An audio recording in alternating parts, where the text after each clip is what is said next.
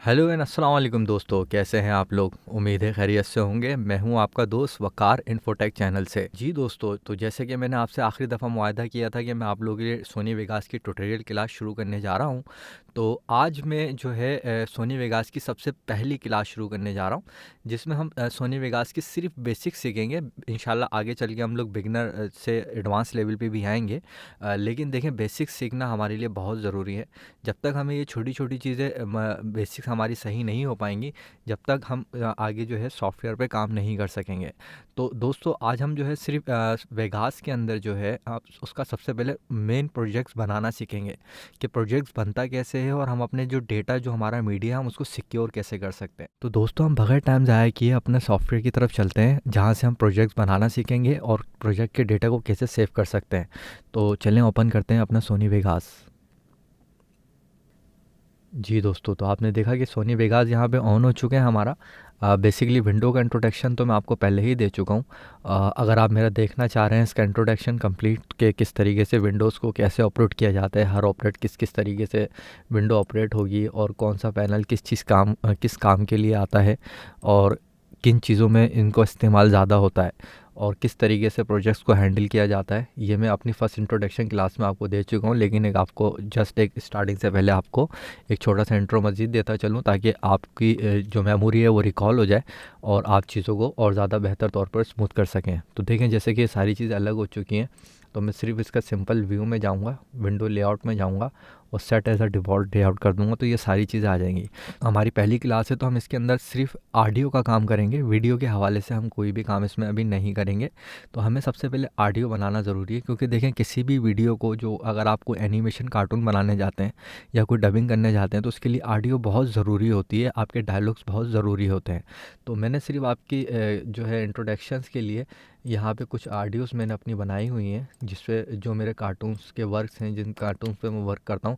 अच्छा, एक चीज़ मैं आपको और मज़ीद बताता चलूँ कि मैं आपके साथ जो भी शेयर कर रहा हूँ, ये वो प्रोजेक्ट शेयर कर रहा हूँ जो मेरे अपने ज़ाती हैं और जिनके ऊपर मैं काम कर रहा हूँ। तो आप इनको बगौर देखें, समझें, और इंडस्ट्री में काम करने के लिए ये चीज़ें आपके लिए बहुत ज़रूरी हैं। तो देखें, ये हर डायलॉग्स हैं, ये लेयर्स हैं बेसिकली अलग अलग।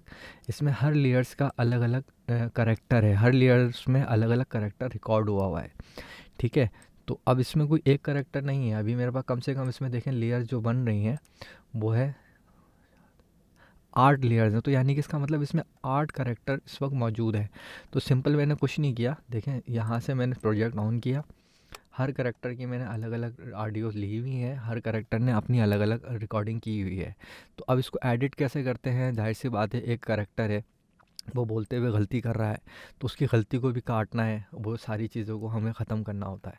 तो हम ये चीज़ें तो आहिस्ता आहिस्ता करेंगे। अभी हमारी बेसिक ये है कि हम सबसे पहले प्रोजेक्ट्स को सेव कैसे करें, सोनी वेगास का प्रोजेक्ट सेव कैसे होता है और इसका डेटा कैसे सिक्योर होता है और किस तरीके से इसकी सेविंग होगी, और डेटा जो भी आप इसमें काम करते रहेंगे तो वो ऑटो बैकअप किस तरीके से बनाएगा कि खुदा ना खास्ता आप काम कर रहे हैं, आपको पता है इलेक्ट्रिसिटी का कितना मसला होता है, काम करते करते लाइट चली जाती है, तो वो बैकअप किस तरीके से आप बचा सकेंगे अपना, ये सारी चीज़ें। तो सिंपल आप देखें कि मैंने यहाँ पे प्रोजेक्ट्स की लेयर्स को यहाँ पे एंटर कर दिया है। तो ये सारे जो आपके पास नरेशन आ रहे हैं, ये जो आपको दिख रही हैं ये चीज़ें, ये नरेशंस हैं बेसिकली। तो देखें, ये पहला करेक्टर जो है ये आएगा, सुने। आज स्कूल में एक स्टेज प्ले हो रहा है और सब बच्चे उसमें हिस्सा ले रहे हैं। सब बच्चे तैयार हैं? Very good. तो फिर 1 2 3 एंड एक्शन। ठीक है जी, इस तरीके से आपने देखा कि ये सारे जो है करैक्टर अलग अलग मैंने किए हुए हैं। अगर आप देखें तो ये हिस्से जो ब्लैंक हिस्से हैं, इसको आप यहाँ से रिमूव भी कर सकते हैं, ये इस तरीके से। या जब जब हम ऑडियो की एडिटिंग सीखेंगे तो ये सारी चीज़ें इंशाल्लाह मैं आपको ज़रूर बताऊँगा।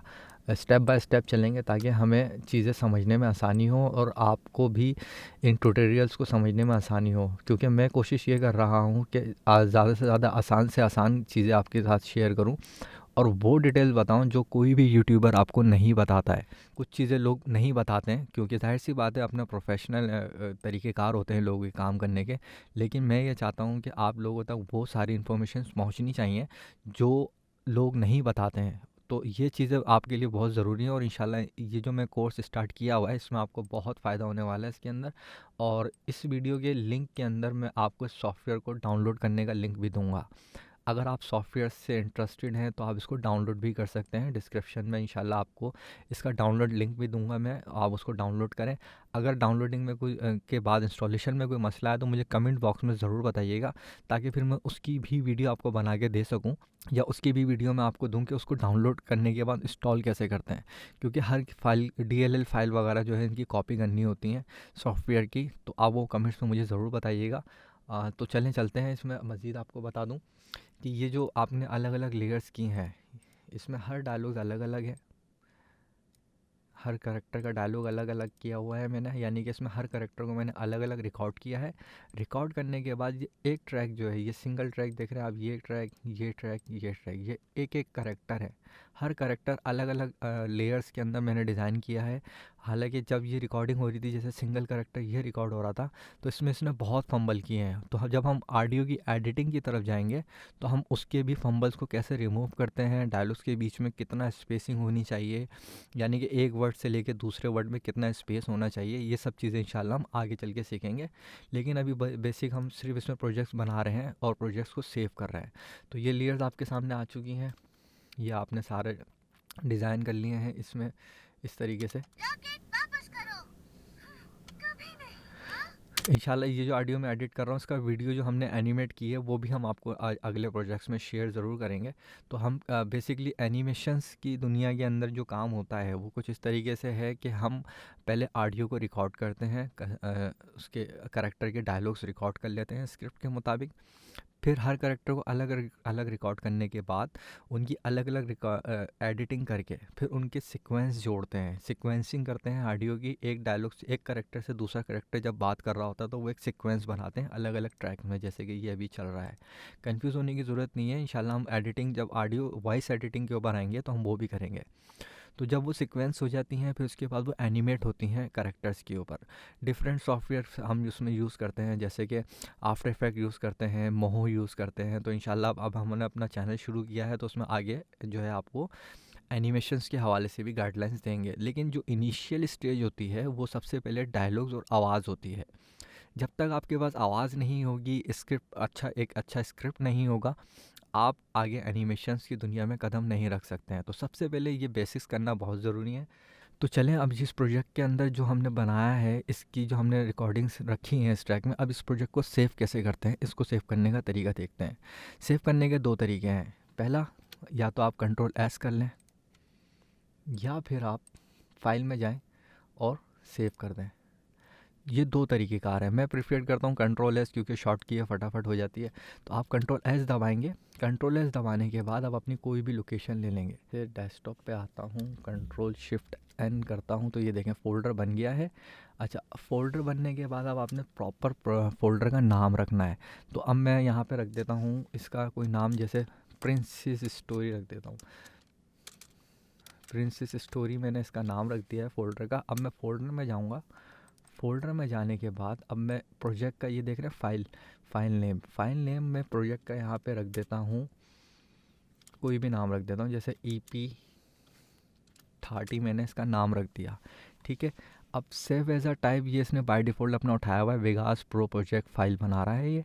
अच्छा, नीचे जो ये ऑप्शन है इसका कॉपी मीडिया विद प्रोजेक्ट, ये चेक मार्क करना बहुत ज़रूरी है। क्योंकि आप जब प्रोजेक्ट पे काम करना शुरू करेंगे तो उसमें से बहुत सारी फाइलें आप डिलीट भी करेंगे और बहुत सारी फाइलें आप इसमें इंसर्ट भी करेंगे ऑडियो की। तो वो सारी फाइलें ये बैकअप के तौर पे डिलीट भी कर रहा होगा और उसमें अपडेट भी कर रहा होगा। तो ये चेक मार्क करना आपको बहुत ज़रूरी है, इसका ख्याल रखिएगा। उसके बाद जब आप सेव का बटन दबाएंगे तो देखें कॉपी सोर्स मीडिया, तो ये आपसे पूछ रहा है कि भाई मैं सोर्स मीडिया की कॉपी बनाऊं या नहीं बनाऊं। तो आप इसको चेक मार्क करके ओके ज़रूर करें। देखें थोड़ी देर कर्सर चलेगा और ये देखें बार चल रही है। ये जैसे ही बार आपकी कंप्लीट होगी तो ये प्रोजेक्ट आपका सेव हो चुका है प्रॉपर। अब ये प्रोजेक्ट के अंदर आप कोई भी फाइल इंसर्ट करें, इनपुट करें या डिलीट करें तो इससे उसका बैकअप बैकहैंड पे बनता रहेगा। देखें मिसाल के तौर पे मैंने डेस्कटॉप पे बनाया था प्रिंसेस स्टोरी, खैर स्पेलिंग गलत कर दी है दोस्तों, माफ़ करना।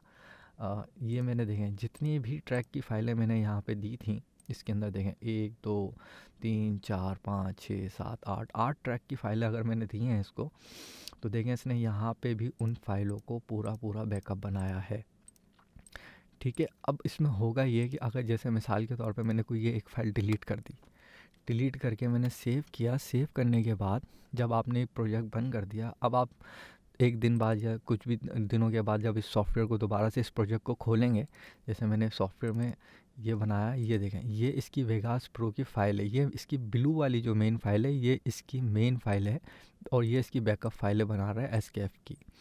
ये वेगास की बेसिक मेन वेगास प्रो की प्रोजेक्ट फ़ाइल है। अब आपने इसको क्लिक करना है जो आपने EP30 आपने सेव की थी। तो देखें ये जैसे ही प्रोजेक्ट ओपन करेगा तो डेटा सारा मेरा वहीं रखा हुआ होगा जो इस तरीके से मैंने एडिट करके रखा हुआ था। ठीक है, ये शुरू में जो है देखें, अब मैंने फ़ाइल डिलीट भी करी तो इसने खुद ही डिलीट कर दिया बैकअप फ़ाइल। लेकिन आगे चल के जब आप प्रोजेक्ट को इन्हेंस करेंगे, बड़ा करेंगे, यानी कि इसमें जब चीज़ें आप बड़ी करते रहेंगे, आगे जाके आपके पास एरर भी आते रहेंगे, तो इंशाल्लाह हम उस एरर को भी रिमूव करवाते रहेंगे। अभी बेसिक्स को समझें और जो है इसको समझ के इसकी प्रैक्टिस ज़रूर करें। और मैं आपको मज़ीद बता दूं कि सॉफ्टवेयर की मैंने डिस्क्रिप्शन में लिंक दे दिया है, अगर आप इसको डाउनलोड करना चाहें तो ईज़िली तौर पे डाउनलोड कर सकेंगे। फ़िलहाल अपने दोस्त को इजाज़त दीजिए, चैनल को सब्सक्राइब कीजिए, लाइक कीजिए, शेयर कीजिए और दोस्तों को बताइए कि सोनी वेगास की नई क्लासेस डिटेल के साथ शुरू हो चुकी हैं जो कोई नहीं सिखाएगा आपको। फिलवक्त वकार को इन्फोटेक से इजाज़त दीजिए। अल्लाह हाफिज़।